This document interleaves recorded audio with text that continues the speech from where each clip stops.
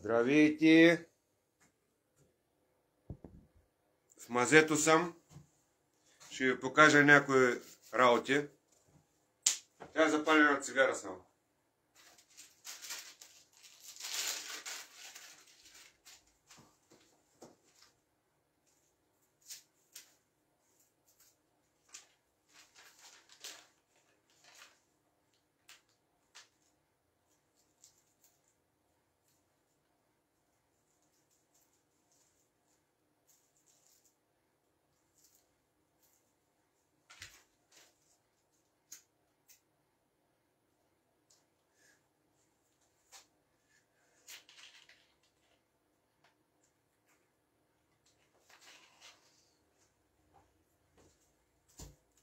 Значи, бате, това е моето мазе.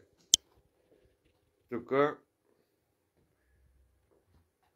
световно известното мазе, майката Страка. Коли няма, тук работя усилено. Сега, бате, тук се опитваме с венецианска мазилка да докараме някакви по-странни ефекти, като мрамор нещо. Обаче искам, сега едно време рисувахме жилки, милки, обаче не става работа, бе. Детска работа изглежда, колкото и да рисуваш. Обаче сега, бате, какво правим? Взимам сега щампичката, милиметър и половина дебела. Искам имитация мрамор. Слагам си, бате, щампичката.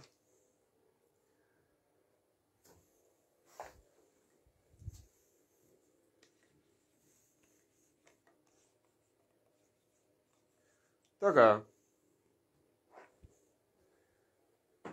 Взимам си следващата щампичка, имитация на оникс. Специална разработка с специални материали, така че да позволява да се работи и на вази, и на кръгли колони, и по средата има на 3 пъти се отлива и в средата има мрежичка вкарана. И тук слагам малко оникс с 2 разтърквания. Така. И, бате, и тръгвам да бегам, бате. И сега, бате, взимам венецианска мазилка.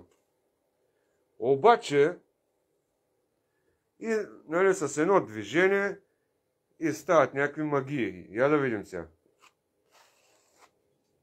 Вау! Вау!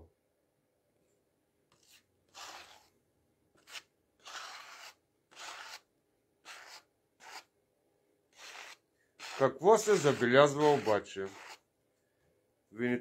Тази венецианска мазилка, която не е само венецианска мазилка, не цапа мострата, а пълни само жилките. Как става тази работа? Става... Това се разбира на разни семинарчета, които организирам, където хората научават доста интересни работи.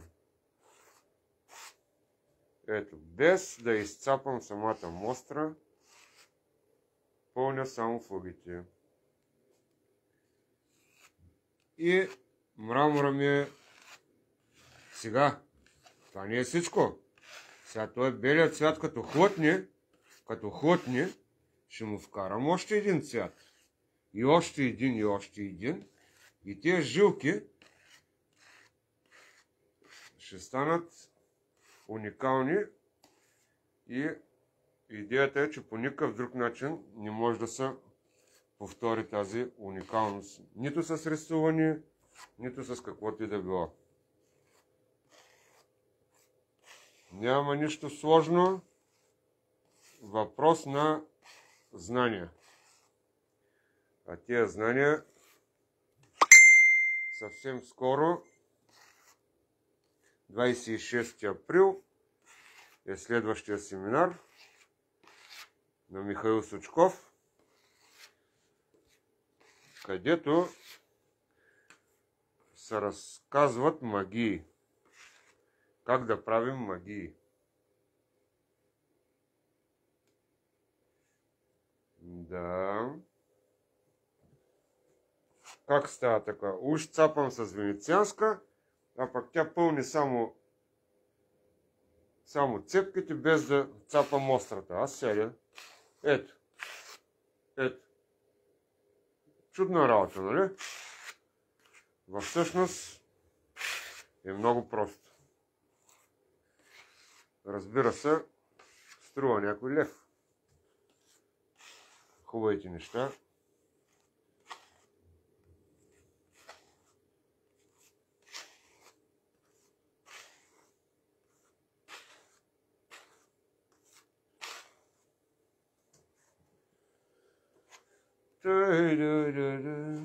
И тук в мазето си се забавлявам. И ми е готино.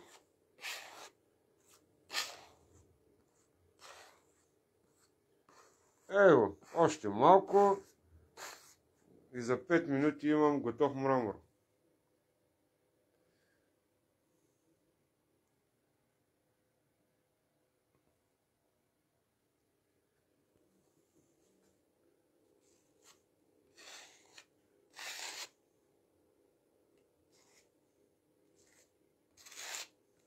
После като шкурна, нещата ще се наредят.